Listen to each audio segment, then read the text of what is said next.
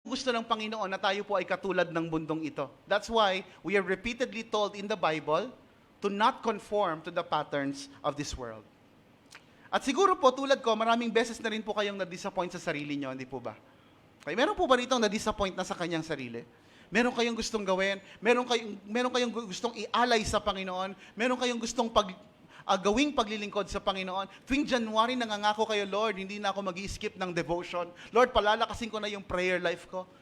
Pero most of the time, we see ourselves disappointed sa ating kawalan ng consistency sa buhay na ito.